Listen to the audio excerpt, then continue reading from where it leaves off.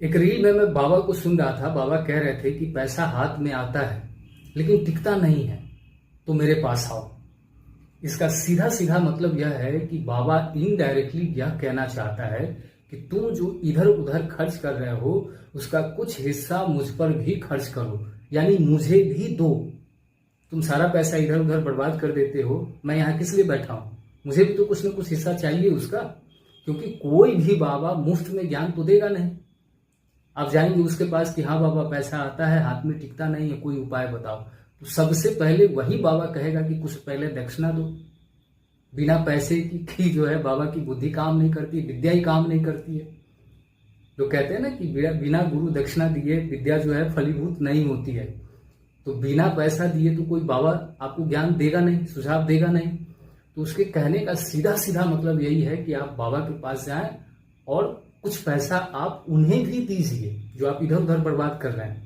और बहुत संभव है कि इधर उधर का खर्चा रोक कर सारा खर्च वह अपनी तरफ मोड़ ले, यानी आप कमाएं और सीधा बाबा को जाकर के सारा पैसा चढ़ा दे।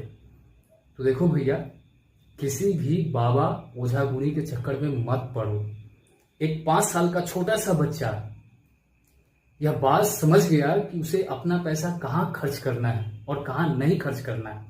मैं हामिद की बात कर रहा हूँ। ईदगाह कहानी आपने पढ़ी है, तो ईदगाह कहानी का जो छोटा सा बच्चा है उसके पास 3 ही पैसा है, लेकिन वह जानता है कि उसे उस पैसे में क्या लेना है।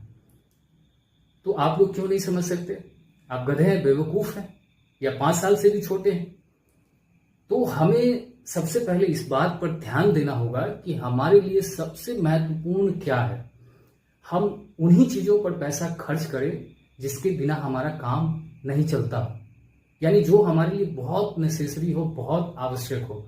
जब आप इन चीजों पर ध्यान देने लगेंगे, आपका फिजूल खर्च अपने आप बंद हो जाएगा। इसके लिए किसी बाबा से सलाह लेने की जरूरत नहीं पड़ेगी।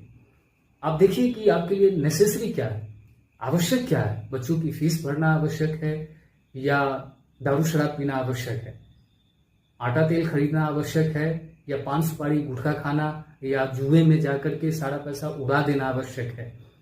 तो जिस दिन आप नेसेसरी अननेसेसरी चीजों का मूल्यांकन करने लगेंगे, इसकी समझ आपको आ जाएगी, उस दिन आपके हाथ में पैसा बचने लगेगा। किसी बाबा के पास मत जाओ इसके लिए।